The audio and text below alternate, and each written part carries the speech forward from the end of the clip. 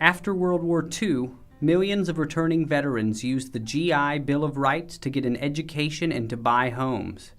At first, there was a terrible housing shortage. Then developers such as William Levitt built thousands of inexpensive homes in the suburbs, small residential communities near the cities. Many veterans and their families moved in. The United States changed from a wartime to a peacetime economy. After the war, many defense workers were laid off. Returning veterans added to unemployment. When wartime price controls ended, prices shot up. Congress eventually put back economic controls on wages, prices, and rents. The economy began to improve on its own. There was a huge pent-up demand for consumer goods. People had been too poor to buy these goods during the Depression. Many items had not been available during the war. Now Americans bought cars and appliances and houses. The Cold War increased defense spending and employment. President Harry S. Truman faced a number of problems immediately after the war. One was labor unrest. In 1946, a steelworkers' strike was followed by a coal miners' strike. In addition, the railroad unions threatened to stop all rail traffic in the nation. Truman was pro-labor, but he would not let strikes cripple the nation. He threatened to draft striking workers into the army and then order them back to work. The unions gave in. During this time, before the economy turned around, many Americans were disgusted with shortages, rising inflation, and strikes. Voters became more conservative. In the 1946 election, conservative Republicans gained control of Congress. After the war, there was racial violence in the South. African American veterans demanded their rights as citizens. Truman met with African American leaders. They asked for a federal anti-lynching law, an end to the poll tax, and a commission to prevent discrimination in hiring. Truman put his career on the line for civil rights, but Congress would not pass any of his civil rights measures.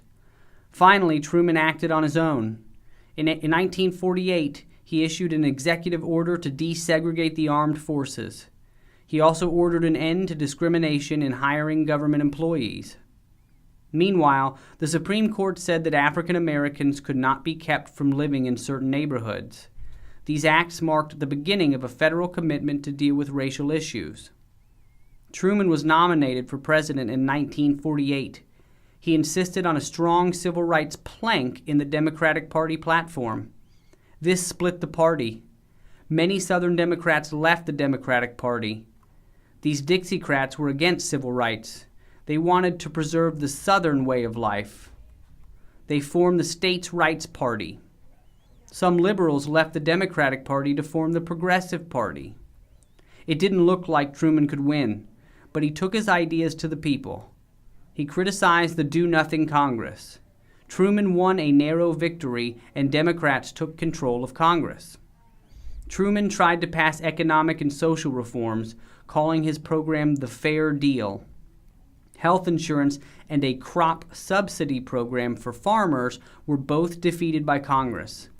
But an increase in the minimum wage, extension of Social Security, and financial aid for cities passed.